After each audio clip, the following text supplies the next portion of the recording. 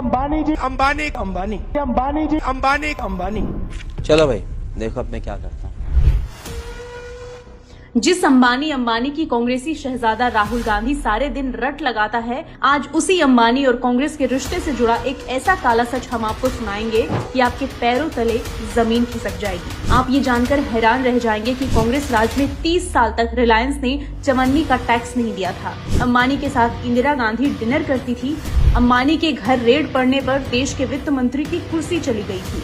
मनमोहन सरकार में अंबानी को लाइसेंस पे लाइसेंस मिलते थे। 50 साल में रिलायंस को खड़ा करने वाली कांग्रेस ही आज अंबानी का शोर मचाती है। 30 साल तक रिलायंस ने नहीं भरा चवन्नी का भी टैक्स। जी हां, कांग्रेस के शासन में साल 1966 से लेकर 1996 तक करीब 30 सालों तक रिलायंस ग्रुप ने एक चवन्नी का भी टैक्स नहीं भरा। रिलायंस 30 साल तक एक जीरो टैक्स कंपनी बनी रही और प्रोडक्टिव एसेट्स में निवेश से जुड़े टैक्स कानूनों के तहत सरकारी नीतियों और प्रोत्साहनों का लाभ उठाती रही। यानी आज जिस उद्योगपतियों की सरकार का आरोप राहुल गांधी लगाते हैं, असली अंबानी की सरकार तो उनकी दादी और पिता के राज में चल रही थी। इस देश में जानने वाली बात है कि 1966 में रिलायंस इंडस्ट्री आई, 66 में, और 98 तक, मैं ऑन रिकॉर्ड ये बात कर रहा हूं मिस्टर कार्ति चिदम्बरम, 98 तक रिलायंस इंडस्ट्री 1 रुपया टैक्स नहीं देती थी इस देश। यही नहीं, राहुल गांधी की दादी इंदिरा गांधी के धीरू भाई अंबानी के साथ इतने अच्छे संबंध थे कि दोनों साथ में डिनर करते थे।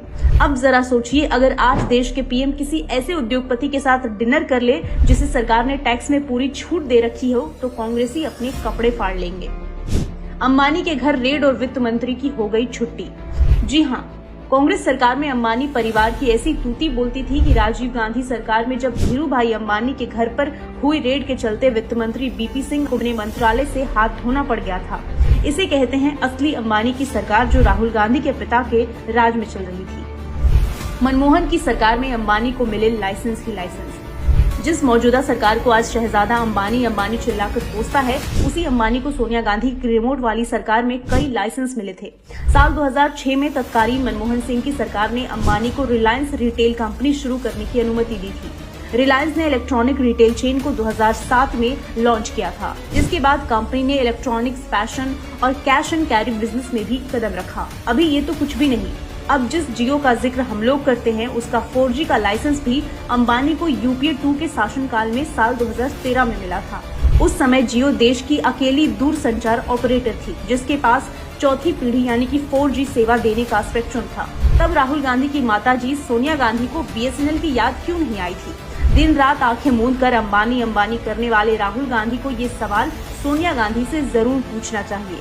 50 साल तक कांग्रेस रिलायंस को पालती रही, टैक्स में छूट, नियमों में छूट, लाइसेंस पर लाइसेंस बांटती रही। अब जब कांग्रेस विपक्ष में है तो उसी अंबानी का शोर मचाती है, उद्योग में मोनोपोली का विरोध की नौटंकी करती है। जब कांग्रेस का पूरा इतिहास ही लाइसेंस राज अपने पसंद के कुछ उद्योगपतियों को बढ़ाने का रहा है, कांग्रेस का अतीत ऐसा है कि कांग्रेस किसी भी मुद्दे पर मुंह नहीं खोल सकती, वरना अतीत में किए उसके सारे पाप उसके सामने आकर खड़े हो जाते हैं। रिलायंस अंबानी के साथ कांग्रेस के अतीत भी बिल्कुल ऐसा ही है।